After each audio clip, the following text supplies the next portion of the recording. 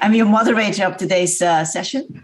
I'm an international agri-food strategy advisor and founder of several startups in the area of green tech and agrotech. I focus on sustainability and transformation and bridging East with West. I would like to introduce you again to our team for digital food. Dick Veerman, his video is off, and Bianca, who's working together with me to also running the poll questions later with you. So this digital food series has been running since beginning of this year. We had 13 talks. Today is our first talk in the fall edition. We'll have once every month instead of once every 2 weeks. And in the coming sessions, we'll focus on practical business solutions for supply chain to ensure transparency, cost efficiency, and sustainability. So the digital food concept is to focusing on the theme of connect data, technology, and strategy, and connect people, ideas, and regions. So to start, as a hi for everybody who joins today's session, let's run our first poll question. Bianca. Yeah, there are 2 questions. First, just how was your summer? Very good, good, acceptable, poor, very poor. I hope it's not the last 2. And then the second one, what interests do you represent in the agri-food system and chain? So today we have 2 speakers representing the industry. First of all is Jaap de Wit Jr. Jaap is the director of supply chain of Westfort meat production in IJsselstein. Westfort meat products, it's a well-known leading meat processing company in the Netherlands with over 1,000 employees in different locations. And Jaap will explain to us today about how they develop digital solutions to ensure the track and traceability and transparency, and also enhancing trust with pig suppliers with their clients. So before Jaap start, actually, we like to also introduce our second speaker already. That's Ren Vlier from MOBA. For people who followed our earlier talks, MOBA was our guest during our second talk already to talk about why, who should be leading the development of digital transformation in agri-food chains. So today, Ren will also go deeper into the iMOBA solutions. To start, I'd like to ask Jaap to begin our discussion today. Jaap, you have a presentation ready? Yeah. So Jaap, please tell us, what's this Westfort meat products doing in the area of agri-food digital transformation? Well, I have a small presentation because it needs an introduction. A little bit, so you understand why we're doing what we're doing. First of all, let me start a little bit with our company, Westfort Meat Products. It's a merger between 2 family businesses almost 8 years ago. Both companies with a long-standing tradition in the pork industry. Can you put to the next slide, please? It's this one picture of the photo archive of one of the family businesses, the Lunenburg business. And you see some pictures taken 70, 80 years ago, where it was normal to you can see the guy with the hat has a cigar in his hand and there's sand on the floor. So that's where we're coming from 70, 80 years ago. And now, we're moving, making the next step. And that's why we did the merger we had an idea of building a complete new slaughterhouse and cutting plant and deboning plant. And to realize that vision, well, we have to join forces and to realize that. Next slide. This is our company Westfort in some facts and figures. We're 100% Dutch, 100% family business. We only do pork. At the moment, our FTA is about 1,200. We could use a little bit more people at the moment, so that number differs a little bit. It depends on demand, what kind of demand. 250,000 tons. That's more or less this how you calculate it, but it's about 2.5 million pigs, and that's depends on market prices, but it's about 600 to 700 million turnover a year. 1/3, something about 1/3 is for our domestic markets, 1/3 is for the European market, and 1/3 is exports to Asia. The difference every year, of course, and every season. Last year was more Asian, of course, but it changes a little bit. And we have different concepts. From one, I'll tell you a little bit more about, because that's the concept we start working with RFID ear tags. But we also have our own organic line, Better Life Hallmark. That's a Dutch system, and so we have different concepts for our different customers. And at the moment, we have 4 locations. One new location here in IJsselstein in the center of Holland, where we have the new slaughterhouse, and the new cutting line, deboning line. But we have still an old slaughterhouse we use for sows now. We have an old cutting plant in Oudewater, and we also have a dedicated cold cut line for organic, pure organic. So that you know a little bit about a company. It's also important to understand, if you don't know much about the pork industry, is that it's very important that you can export to all countries, because from one pig we get more than 100 different products, and all those products are appreciated in different cultures and different cuisines. So, for example, the pork head or the pork tail or the feet are very popular in China, but we also export bacon to the UK or hams to Southern Europe. So for pork producers, it's very important you can access all the different markets for the most interesting valorization of your all the different products. This is what we're building right now. This is where I'm sitting right now in the new office. It's clear white in the background, but I'm sitting in a complete new office, and we're working now for a couple of weeks. And as you see in the picture, you see the white box. That's a new cold store. That's new for us, and also the new cutting plant, deboning plant. But that's not the interesting thing we talk about today. Today I want to tell you a little bit about our supply chains, and that's the different concepts we have developed over the years. And we always had in mind that we want to be the link between the farmers and the retailers. The supply chain in pork is a little bit cut in the middle. One side is the farms, and the other side is more or less the meat industry.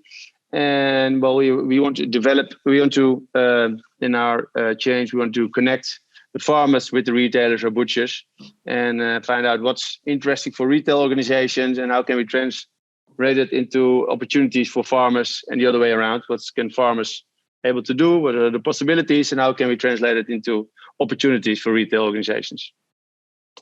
So we have developed different concepts for that, and one of that is KDV, we call it, Keten Duurzaam Varkensvlees in Dutch, Sustainable Pork Chain in English, and it stands for Delicious and Sustainable Pork for Everyone. It means that with this particular concept, we try to be an alternative, a sustainable alternative. We also have, for example, an organic concept, which is much smaller. With this particular concept, we participate about 250 farms, and it's 50% of our supply, what we have every week. Something about 25,000 pigs every week. So this is, we take some steps on animal welfare, environmental impact, and animal health. But because we have such a large scale, we can have a real big impact. So that's the idea behind this chain, to have maybe smaller steps, but because of the scale, have large impact. Yeah. And how do we do that? Of course, we have some criteria. Well, it's a long introduction to the RFID project, what I want to talk about with you. But you really need to understand our way, how we work, to understand why we came up with the idea of the virtual integration with RFID ear tags. Otherwise, maybe it's hard to understand why we use this strategy. But the strategy we use in this chain is that the chain we already started in 1997, almost 25 years ago, and to keep making an interesting concept, to keep developing, we have to develop all the time. And otherwise, if we stuck to the rules we had 25 years ago, it would be not so interesting anymore. So the challenge for us is to keep moving on, keep developing, and keep pushing. And we have developed a strategy to do that. That means we always have some research programs, and for subjects we think is going to be interesting the coming 5 years. And some of those projects fail, and some of them give some interesting outcomes.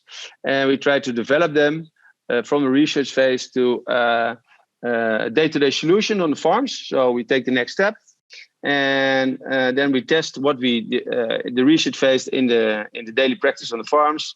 And if it works there, we move to phase 3, and that's support. And we try to convince all those 250 farms in our chain to adapt the new way of working. So that's our strategy. And I have an example of that, what we did in the past. Is the route to reduction of the use of antibiotics. We did in this research, and we were able to produce a 90 to 95% reduction of the use of antibiotics. And we developed that from 5 farms, 30 farms, to the whole chain of 250 farms. That eventually ended up in a new product, which is next slide. Yeah, the antibiotic-free life guarantee. And that's where we started thinking about the virtual integration, virtual chain, and start using. We have to figure out a system that we could guarantee this antibiotic-free life. And we start using RFID ear tags. And that means every piglet, when he's born, get an ear tag. This the yellow ear tags you see in the background. And in this ear tag is a chip. And with the chip, an app, you can register information, data of the pig. And so you could follow the pig his whole life. And when the pig comes to the slaughterhouse, we can see the information, see the data, read the data. And it gives us extra possibilities for extra guarantees, like an antibiotic-free life guarantee. But it gives us also the possibility of adding extra data to the system and give it back to the farmers. So this started in 2015 with some research of all different ear tags, different readers, UHF or low frequency, all kind of software we tested that developed into a working system where we could, for the first time, we were able to develop a system that really works on normal family farms. And in 2020, there were about 100 plus family farms working on a daily basis with this RFID ear tag system. And now we are about 150 farms, something like that. So that's yearly, roughly 1 million piglets were born in this system. So to give you an idea of the scope of the system. We developed it. This is the system. The KTV farms, they use the Leo software. That's the program. And they're connected to the data warehouse. And we get the information from the data warehouse. And we enrich the information with extra technical and financial and health information. And we give the information to the customer about extra product claims like antibiotic-free life guarantee. And we give the information back to the KTV farmers so they can improve management and they can do a good benchmark and improve the way they work. But that's not the only thing, of course. It's what I already discussed. It's quite expensive system. So we have to think about a little bit bigger. And there are a lot more stakeholders that could use this ecosystem. And if you give can Thank you. There are a lot of more stakeholders, and these are some of them: feed companies, genetic companies, pharma companies, auditing companies, research, finance. These are all stakeholders that could be interested in companies that could be interested in using this ecosystem we developed and support and pay for. So the next step for us is to try to connect these companies to the system and get much more interesting data from these companies, and also give them back some data, of course, and they can they could pay for the cost of the ecosystem, because what I told you is a quite expensive system. And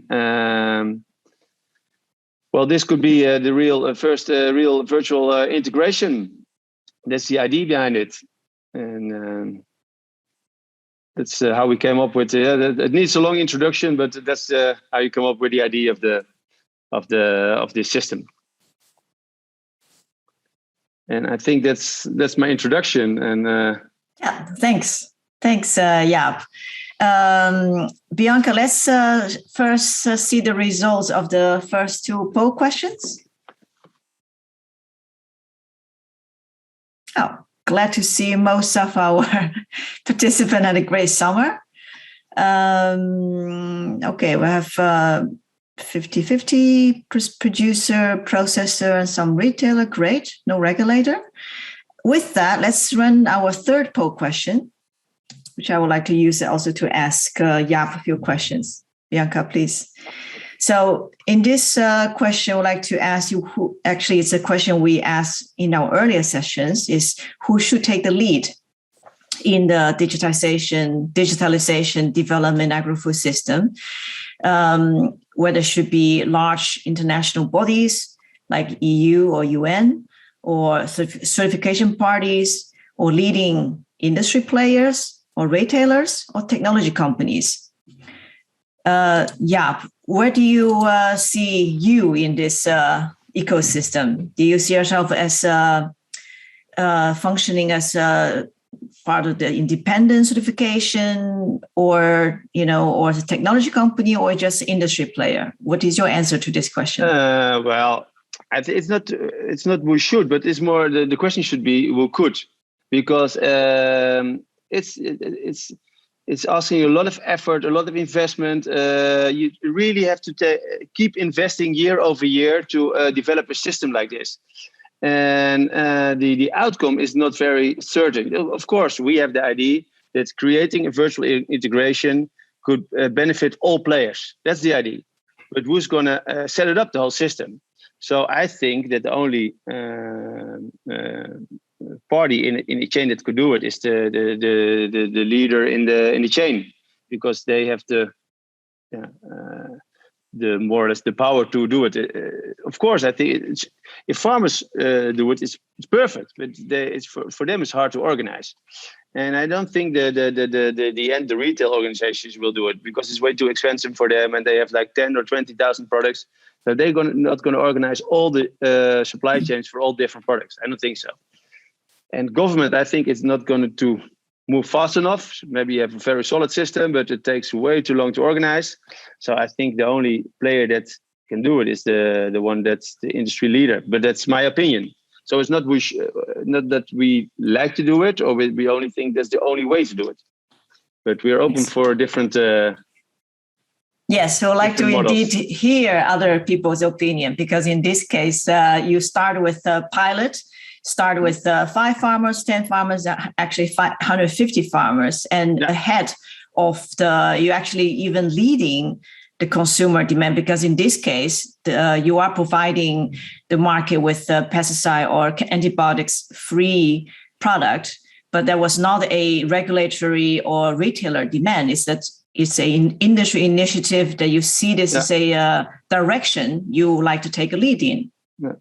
Yeah, exactly. Yeah, there was no demand for it. We just developed it because we thought it was necessary. We thought in 2009 that the use of antibiotics is going to be important the coming 5 years.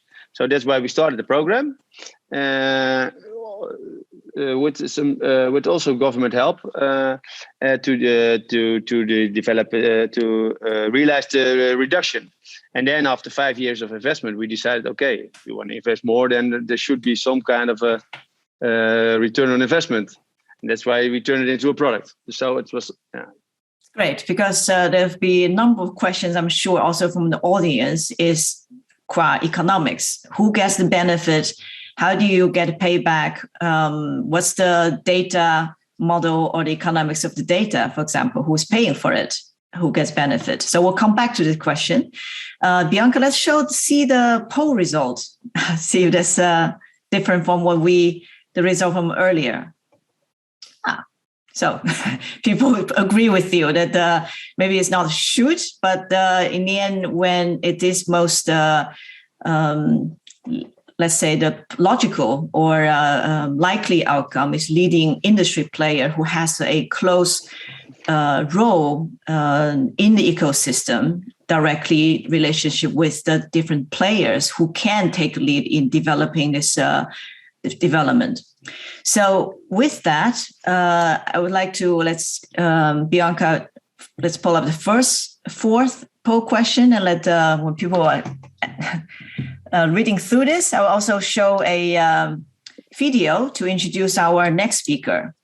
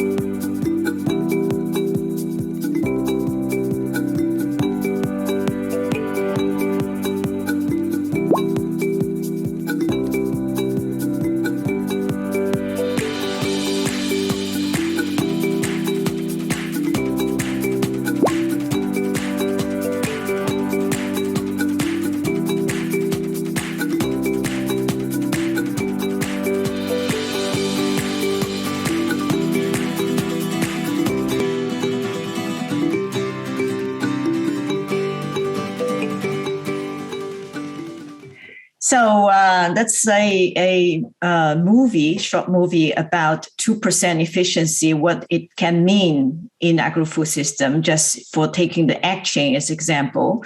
And MOBA is a leading player in mechanical system for the food, the packing stations for the egg industry.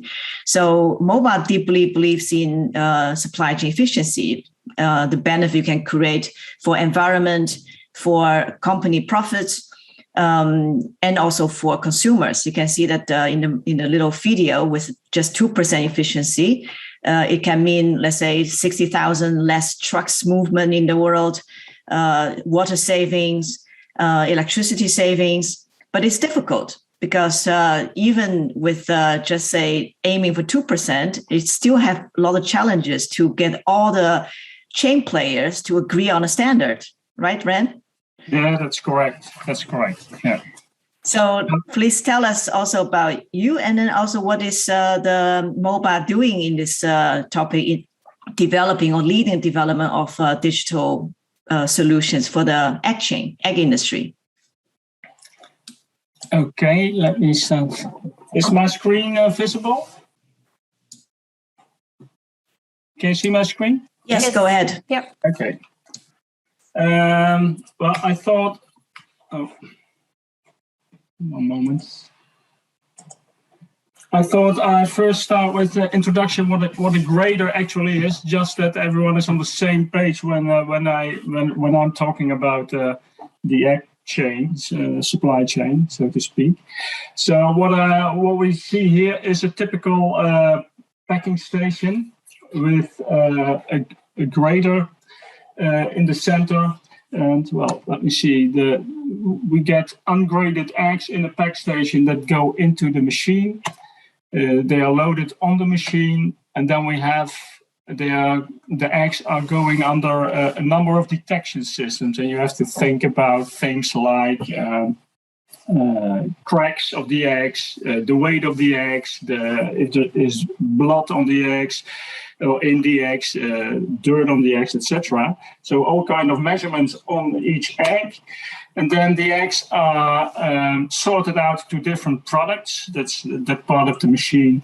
And then we have the packing itself. So here the consumer packs with eggs are produced, and all the packs contain eggs that are that are according to the specs of each product. So the measurements are used to sort them out correctly. And then, of course, you have in the packing station the cartons are put in cases, and the cases are put on pallets. So that's and the input of a packing station is integrated eggs, and the output is pallets with products, packed eggs in cartons. And when you look then at a simple view of the chain, sorry about that. Someone is trying to call me.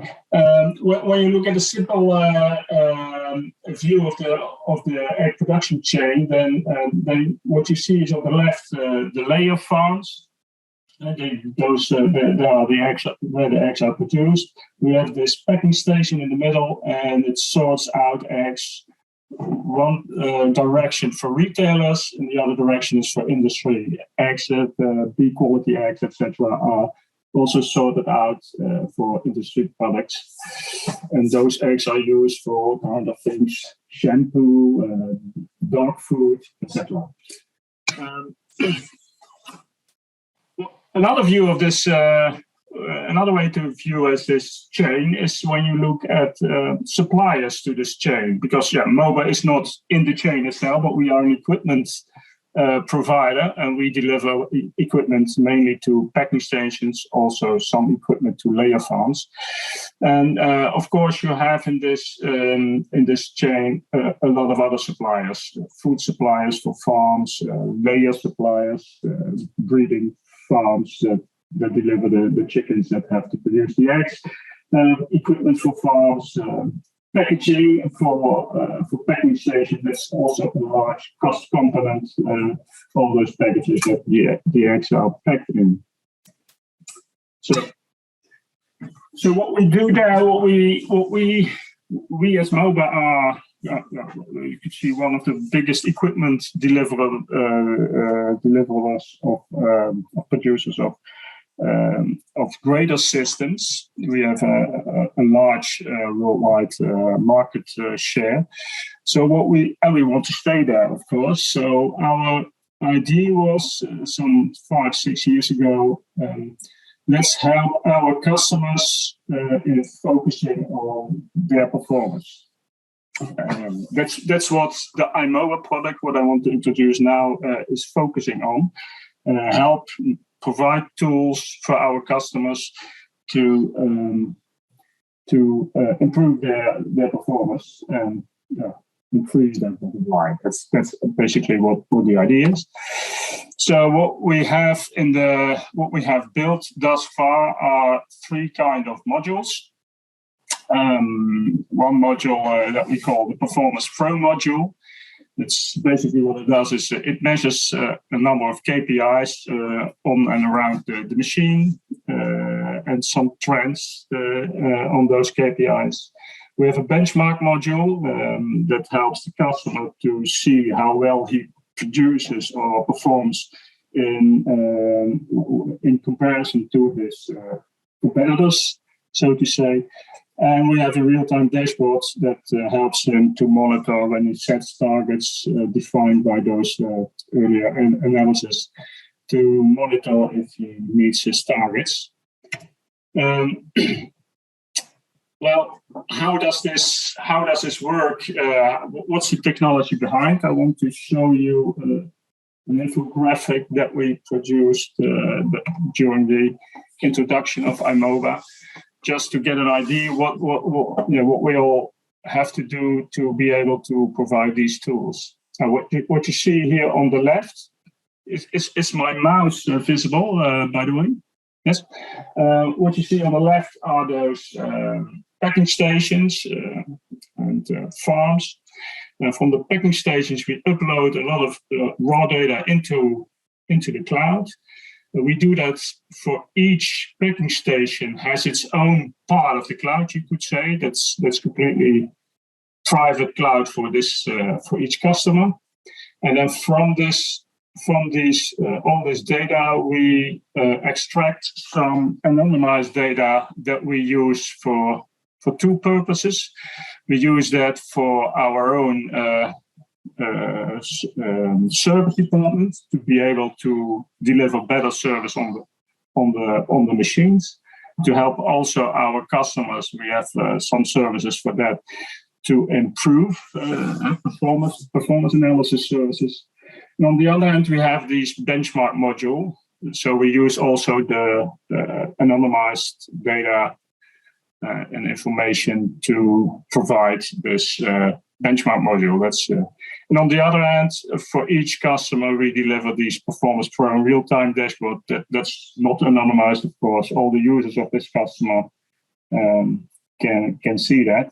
And one of the basic ideas is that we say, okay, our customers, they produce this data, and they stay the owner. They keep the ownership of the data. So they are completely in charge. They are in charge who gets access to the information and the tool that we provide. And they should stay in control. I think that's an important thing. And then let's move on to some examples to make it a bit more concrete. Here's one view that we have. This is from a real system. I blocked out the names of the suppliers because that's of course not that interesting for now. And these and what you can see here, these are different supplies from different farms that all were produced on this production day on this machine. And you can see that you can compare the different supplies in their performance. What we see here is off grade. So those are the typical B, the second eggs. You could say not grade A, but grade B eggs. That have to go to the industry and are less profitable, of course, for the packing station. And you see that different farms perform quite differently. This farm has a very small amount of grades, so it's actually very high quality what they produce. And you can look at all the different suppliers for a single day. What you also can do is look at a single supply. To get more information, how did this went on the machine from minute to minute. It's quite detailed. And you can see what is the trend for the last month. How does this same shed, the same supplier shed combination, the same farm, how did it produce, perform during the different days. And by what we came to a conclusion, or what was also one of the ideas behind iMoba, is that we think that our grader is a concentration point within the egg chain. So when you look again at this picture, you see this grader in between, and all the eggs that come from the farms and go into industry and retail. All the eggs are measured on this machine, so we can get a lot of data of this huge stream of eggs, and do a lot of statistics. And the idea is, when you have all this data, there should be some benefit in it. The question is, who is going to benefit of it, of course. So. What I also want to share, and I'm coming now near to the end. But what we had was we introduced this iMoba, and after I think it was after 2 years we on a fair, we had a discussion with an Australian customer of us who was very, very excited by this product. He said, "Well, let's say first something. The situation of this customer was that he owned a packing station, but he also owned a lot of farms that delivered eggs to this packing station. So he was in complete control of this farm." And he said, "Well, before I had iMobile, our way of working was actually that I have a farm manager, and this farm manager visited each farm in some kind of round robin approach. So and we tried to help the farmers to improve their stuff. And they changed that strategy, and what they now do is they look at this comparison of the supplies as they see them in the iMobile figures, and then they concentrate on the top 3 or the worst 3 performers. And this farm manager is only concentrating on these worst performers to try to help them improve. And what they claim was that they had a lot of waste reduction by working like this. And they talked about figures with 5 zeros or Australian dollars. So that was really, really interesting. But the question, of course, is in this situation, this Australian customer owns quite a large part of the chain, you could say. But the same potential is, of course, in all those situations, also where you have different farms. But how can you harvest the same potential in a multi-owner situation? That's of course a challenge where we are still dealing with. So that's where I would like to end my story. To put it clearly, we are machine builders, so we have quite a different position as Jaap with this. You could say that Jaap, in our terminology, Jaap is a packing station, but then in the meat business.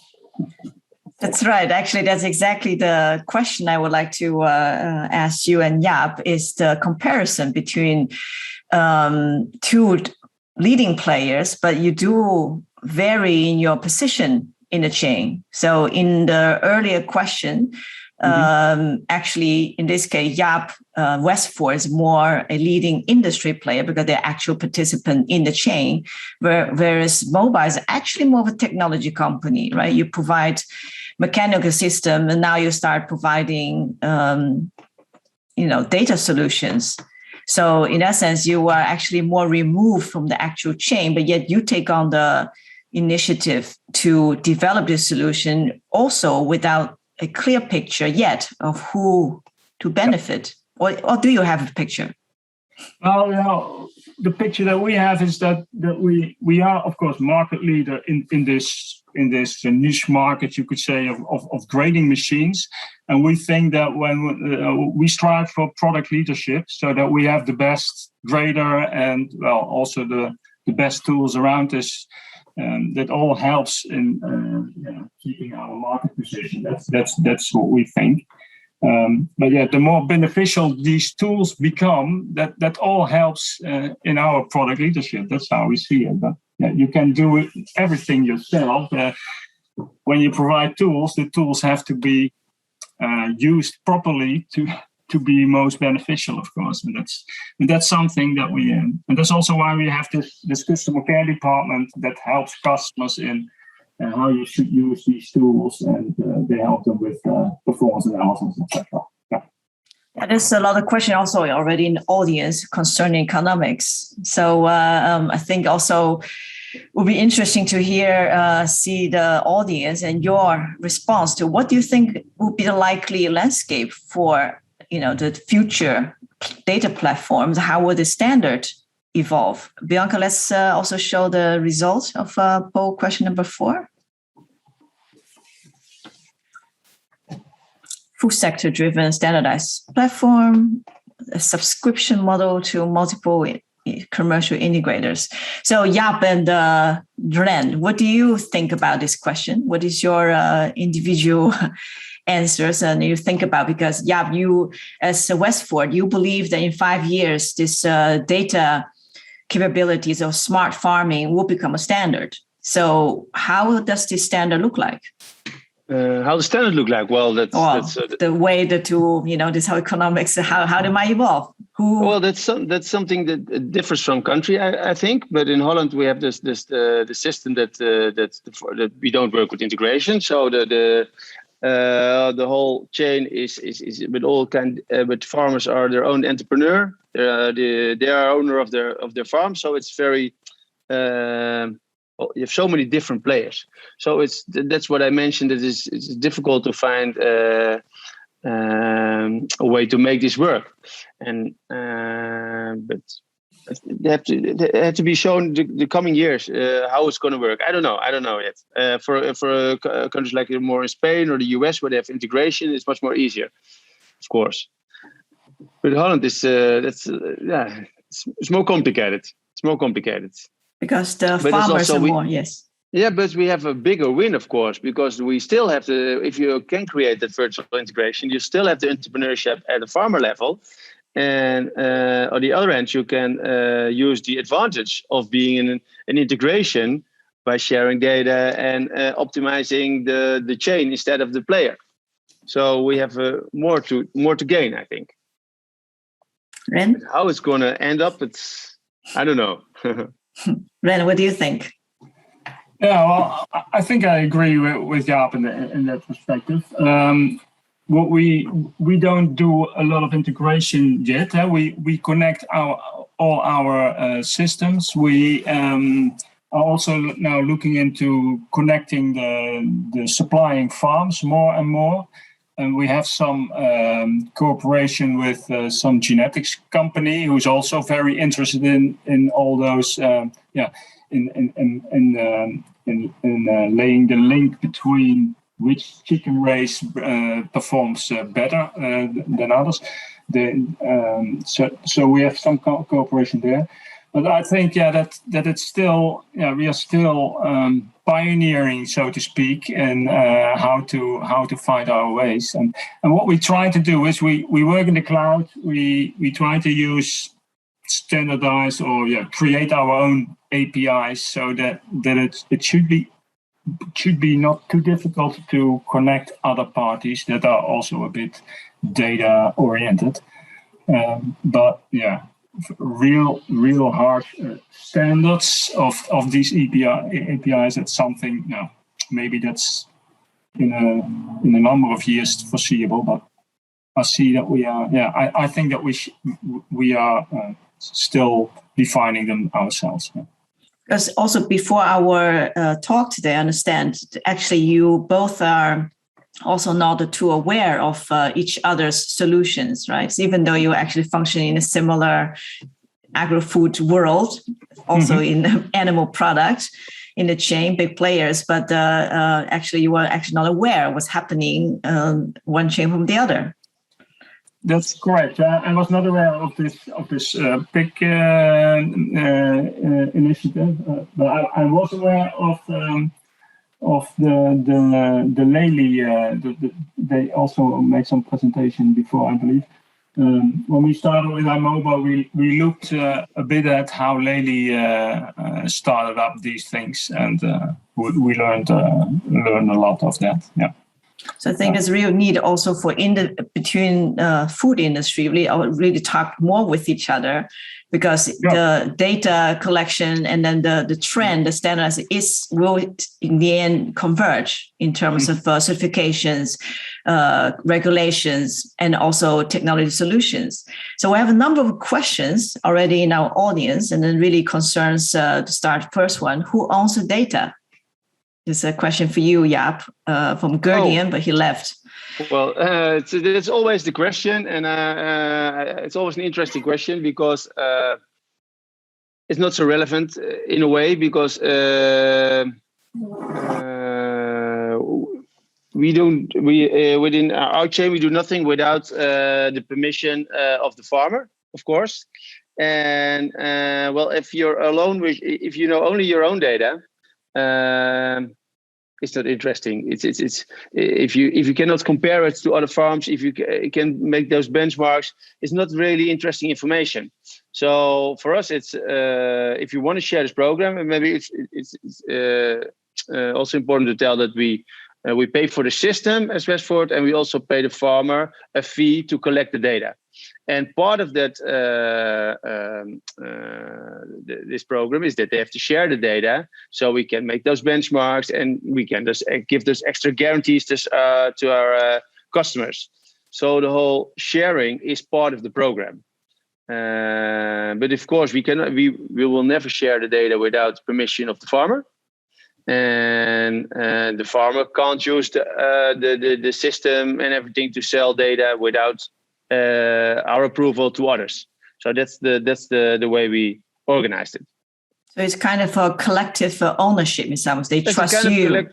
Absolutely, it's kind of collective ownership, and I think it's a little different between the mobile system or a Lely system, that we are not the equipment supplier that uses the user-generated information, because we have more or less a system that we pay them to collect the data. So that's a bit of a different system, and that's part of that system is that they share the data with us, and that we can use the data for several things.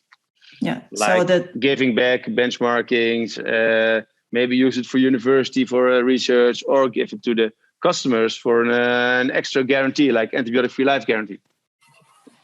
So right now, the consumers are actually not paying for this, basically, and also governments are not requiring it. Retailers also not. But the farmers themselves do see a benefit in terms of their own efficiency, and then to be able to get access to a collective pool of data, that's a benefit. Yeah. And for you, it's also a relationship and trust between your customers, right? That your suppliers. This part of it, the farmers have two benefits. They get a fee for the work, so that's well paid, I can tell you. And on the other end, they get lots of information about their own performance, and they can compare it with other farmers. And they could also start doing their own research. For example, they could do sort of A/B testing, for example, and like using two kind of products, two kind of feed, and give one part of the pigs a red flag and the other one a blue flag, and see what happens from them. So they have also the possibilities to do their own research. So there's a lot of possibilities. Yeah, so that's very interesting. It depends what you want to do with it yourself. Some of them are just in for the fee, and others are really in for the data, the information they get out of it. Great. So actually, you removed, let's say, the obstacle of collecting data, but not to make this data collection as a major income, but you do remove the reluctancy to do it, let's say. So that's very interesting. But Ren, what do you think in your case of do you pay for also the collecting data? No. We have a subscription fee for packing stations. So for each machine, you can get a subscription for one of these models, or for all three, whatever the customer decides. So we get it's not a big fee, but it's a yearly fee. It's a license cost, and customers can opt out on a yearly basis if they want. So we don't pay for the data, but we invest in this cloud infrastructure, and we try to cover the costs that we make there partly by getting these fees. But we are not there that we are break even, so to say. So, no. But you don't see the packing station as in the same position as Jaap in the chain, that they starting to potentially adopt the model of Westford to engage in farm data collection.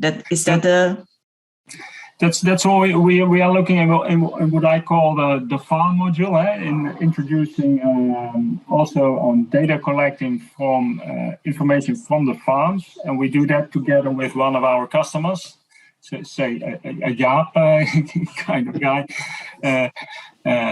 in trying to. And there's also this genetics company involved in to see if we can do some smart things also with machine learning in trying to optimize also the performance on the farms themselves. A bit inspired by this Australian customer who claims that he makes a lot of money extra in the end of year. Because he can compare all those different farms. But yeah, in a situation where you have all independent farms, it's of course a bit more complicated to get this on and running. And yeah, if there is a lot of money potential involved, who should get the gain then? If the packing station is paying for all the investing in it. Yeah. Then they want also some return of that investment, of course. So yeah, that's a bit looking around. So the pilot is now focusing on first getting the technology in place to see if we can realize on this potential, and if that's the case, then we should find out how we can introduce it in such a way that everyone is a winner, so to say. Yeah. I'd like to also, in a minute, to ask our audience just to ask your questions. There's still one from Guardian, also regarding, I think others, also about this in the end, about cost and benefit analysis. You both are businesses, so you invested in the infrastructure, in the solutions, and right now you're not making money. You have to pay money to get the early adopters, but in the end, you have to start making revenues, right? You have to believe somewhere down the road there's earning scenarios by turning that into whether it becomes just a compulsory standard, so you're ahead of the game, you remain you beat your competition, let's say, or in the end, it's probably when there's government regulations or become a standard, probably then farmers would have to pay you, or other companies will pay you for the solution, right? Mm-hmm. You want to answer first? Yes, please. Shall I start? Yeah. Well, I don't think that it's a very easy business case to make, so to say, that you just have a simple calculation. Okay, we put so much money in, and after 3 years we break even, and it's not in that way. And you have also it's also a kind of a vision oriented that we make those decisions, because we try to stay to keep our product leadership, to make the best graders and all stuff around those graders that make us attractive for our customers. That's one of the things. But yeah, how to measure that iMoba is one of the things that let's say that adds up another 5 graders at the end of the year or not. That's of course difficult to, but yeah, it's something that we believe in, that's important. And the other thing is, it's also something from a bit of a long term. I think that adoption of these new technologies is for all our customers also rather new, and they have to realize, and so that takes a lot of time. But I'm a strongly believer in that when after a while, also this example of this Australian guy, there is a lot of potential here. But yeah, it's not coming from its own. It's not pushing a button and then, hey, I have another lot of money. No, you have to learn how to use it, how to improve, and then it will be beneficial. And I believe that after a number of years, then our customers will grow, and that will also be beneficial to us in the end. That's what I believe. But it's not a simple business case. Oh, we just It's something you have to trust in your vision. Investing in the future, let's say, all company has to do. Yeah, and I think in our position, and Jaap has a similar position in other situation, of course, but in our position, I think also, that's why you're a market leader. You have to do things like this to stay in that position. If you just lay back and wait every year to collect your money, and I don't think that's the way to stay in that position. Yeah. Well, there's also another way to look at it. We see big differences between farmers and their performance. So if you know there are big differences, and you can find ways to improve it, somebody's gonna within the chain is gonna make some extra money, and so that basic idea of that there is so much room for improvement. That was for us the main reason to invest in this system, because if we could give our suppliers, our farmers, that extra data, that extra management tools, this extra tools to improve, well, they're going to be, we discussed it last week, but that also give them loyalty towards Westford, of course. And that's also for us a very important part. If we can give them the tools to improve, well, they're happy as a supplier of Westford, and that gives us an advantage. And then there are all kinds of spin-offs. And if you start thinking about the possibilities of the individual information compared with group information, group data, it's you have all kind of different spin-offs that gives you an advantage, which we're already doing now. So, but the main thing is there is so much different between farmers' performance that there's room enough for improvement.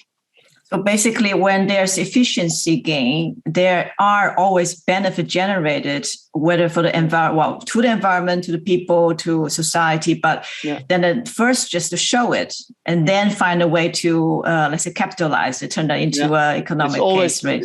It's not the way you can't do it the other way around. Right. Because you never up front you can never exactly point out where the advantage is of where. So it's. During the way you see things and think, okay, we have to go that way or that way. So we have also audience. I would like to ask Urian, Rusi, would you like to ask the question you raised yourself? Also introduce yourself, your background. Urian, are you there? Yes, I'm there. Yeah, okay, please. My background is that I worked a long time in the chains of organic food. So that's where we see an enormous need for data-driven decisions as well.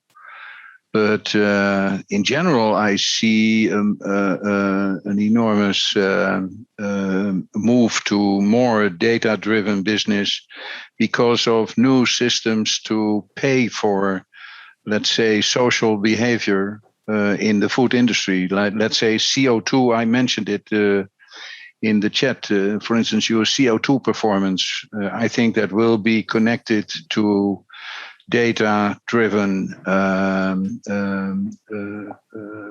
reporting, etc. And that's where we are. That's where I am very interested in developments like Westford and iMobile as well, because we can learn a lot of it. And of course, organic in Holland is quite small, but there are countries in Europe where it's rapidly growing and becoming very important players in the market. So we have to look at systems like that as well. The other thing is, of course, cost. How can we make also in the end, the consumer pay for investments that you do in the business, in the food business? And I'm very interested in opinions about that from the players or from the speakers. Ren or Riap, who want to answer? Who pay for the consumers to pay? That's always the question, of course. It's the $1 million question. We say in Dutch the hamvraag. It's very hard, of course. It comes from different kind of ways. I think if you're building a system that has to be paid by the consumer, it's going to be very tough. So at least the costs have to cover by efficiency, I think. But on the other hand, we already developed this system for the idea of antibiotic-free life guarantee. So that was based on consumers paying extra, and but I think that the consumer pays is always very hard. I think more efficiency, or that's the most easier way, because then you have to. We don't sell directly to consumers, so it's that's through the retail organization. So this is an extra step in it. It's tough, I think. Very so, interesting. but if you have the answer, I'm very interested. And the other question connected to CO2, we have a program because of the data collection we already do for 25 years in this chamber, because we started in 1997. So we have already almost 20 years of data. So we think we have a good view on how it developed over the years and where we are right now. So last year we asked Blanc, that's a famous consultancy on this subject, to make a calculation. So we know exactly how our impact is calculated, and now we can try to lower it. So by the end of the year, we have more information about it, and then we, of course, connect it to the individual animal information data. We can give a better and better answer on the question. And what we think right now is that we have much better precision than the general numbers are now communicated in everywhere. And so we think we can have a big improvement. We can make a big improvement. And it's because you have all the data, you can really say, no, it's not something we think, it's something we know. And that's a big difference, of course, because if you're in the meat business, you have to have a very strong case if you want to communicate. Ren, which would I like to comment on Jaap's comment that you think is so difficult in Europe or in Netherlands, and at least to get consumers to pay, which is true. I also aware of that. I think if you look at, for example, China, product with certifications or with additional quality guarantee, the trust guarantee has a very big price premium. So in the end consumer space, in other parts of the world. So that's very interesting whether that's actually a role where regulations could play a role down in the future. Because if consumers are not willingly to pay more for, let's say, premium product, somewhere there need to be a price signal, right? Ren, do you have a comment? Yeah, well, we are a bit even a step further of the consumers, of course, as Jaap's company is. But I agree. I think that when you want to have the consumers pay for something, then it should be in the way like that you have some special value added products, like that you can show that the product is more animal friendly or more organic, or that you have some quality marks that you can let them pay for. But in Europe, consumers are very concerned with animal fairness and friendliness and all kind, but they don't want to pay an extra dime for it. That's a bit the Europe situation, and beats me how you can change that one. Let's invite the question from Bart Schmal. Are you there? Bart, would you like to ask your question? Yes, I'm here. Right, let me get my camera on. Here we go. Yeah. There we go. Ooh. Yeah. Anyway, I'm on the screen here on the site. Right. Yeah. Hello, Bart. Hello. Right, guys. I work for a food ingredient company. This for me, it's always from how can you extend these topics and data gathering and into different areas. Because data is valuable, as we have identified here, of course, and we've identified all in the chain already. But the holy grail is the cost really of implementation of that type of programs and the cost benefits. And I was wondering, from particularly with job system, where you are in the end of the supply chain, which means it's not related to an investment in equipment, but more into your system. Is there a way?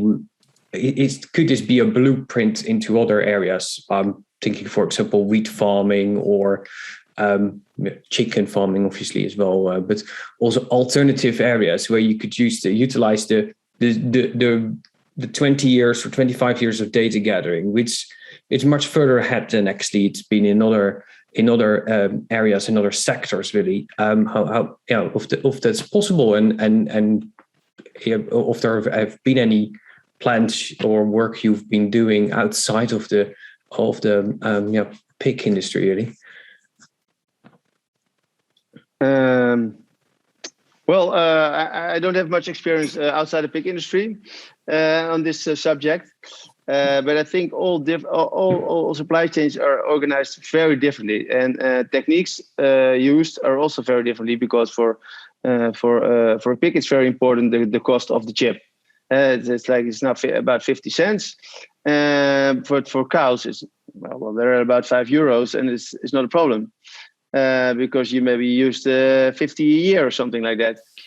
But for a pig farm, when you need 10,000, then it's going to be very important. And also the handling, you could not, if you have to chip a chicken, for example, then it's way too much work. So I think but that's about the technique. I think for all animals, it's different. And the way we set up the data gathering and everything, and the way we pay the farmers and give them all the hardware and software, well, that depends how the channel is structured. And I'm not quite sure how the egg market or the milk or how it's structured. So how you should organize it. So I think, of course, everybody could learn from, if it's about trust, that farmers trust that the information is treated carefully. That's something I think you can use for all chains, but it depends. It really depends from the system used and how it's structured. Yeah, that's really interesting, because what I really like from this session is in terms of to look at from a manufacturer point of view, from equipment, which is logical. You have to do it now. Like in the bakery industry, for example, if your machinery is equipped with Ethernet nowadays, then nobody wants to pretty much buy it anymore, because they can't see it centrally what's happening, and when they need to maintain it and all of those data sets. But I think particularly the leadership within the top of the chain is where probably we can take a lot away from, where government is now interfering really with what needs to happen and what should actually happen in the best interest of the industry. That's really interesting. It is, again, it's difficult because nobody wants to reinvent the wheel several times for different industries. It is really interesting to see that model with paying for the data, but also, and there is a lot more money basically in there, because all the data you're getting back from it as well is it's so valuable. It's unbelievable, really. But thank you. Yeah. Thanks for the question, Bart. Ren, do you have anything to add? No, actually not. Sorry. Because the question to extend into the feed industry will be very interesting. Whether you are, that's where actually Bart mentioned the wheat industry. I think that's relevant for all animal product, right? That is for whether you're pig or chicken, or they all need to be fed. So that's actually where another big part of the chain where let's say both the solution can potentially converge there to link with other databases and tools to complete the chain. Whereas in the individual pork chain or egg chain, there are some differences, but there will be a lot of potential actually to link up different industries and see where is the junction where you can share data or to share databases. Yeah, well, I agree that we have some ideas for that, but those are really just ideas. We don't have some real connections with food suppliers or package suppliers. So you can also think of in packing stations, the packages are quite a large cost component. So you can think of, and the quality varies also from those packages. So you can also think that those package suppliers are very interested in how is our packaging performing over all those machines, and which packaging is doing better than others. And so we see also some potential for interconnecting with those suppliers, those other suppliers to the chain as I depicted. Yeah, I think our earlier sessions, we had the discussion with Cargill about the feed database that also take into account of biodiversity or environmental impact of food of the different feed. So that would be actually a module, a component that can be rather ready to be integrated. That would be very interesting, I think, to have for example, a session to bring indeed several players together to look at, a integrated solution down the road, right? Because the solution individually, they're actually all in place. Mm-hmm. They're not connected. Oh. So I'd like to also ask our audience, other comments, questions? Jose, you actually responded to the question on China. That's to say, well, food quality concerns top issue for consumer in China, not for Europe. But consumer in Europe say they care about the environment. This is actually the same thing. Only thing is, it's maybe not so personally important, but somehow people have to put the money where the mouth is, right? You need to pay for what they think is important. Yeah. That's Jose, do you have something to say about that? No, I think that that understanding is not there in Europe. People want it's the same with the transition in the energy. People don't want to use fuel, don't want to use nuclear, but they don't want to pay more for the cost of the energy.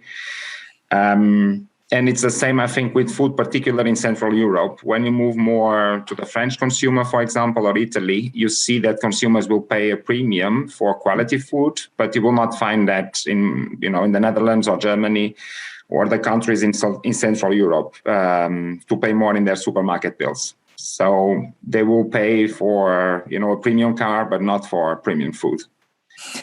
That's my view.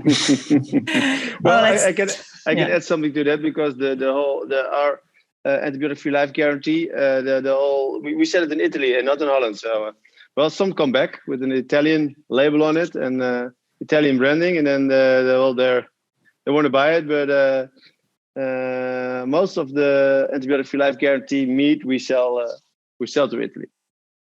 So I agree. Southern Europe is different from Northern Europe.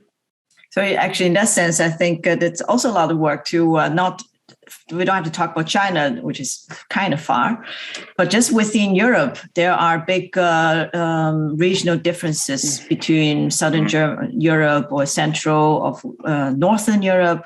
That's also where different business models can apply. For example, solutions that maybe the business case doesn't really work here in this situation in the Netherlands, but that can make a lot of sense for Italy or France, for example.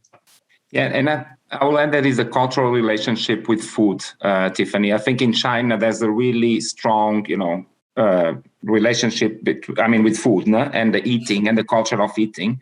Like in some countries in Europe, some others don't have it, no?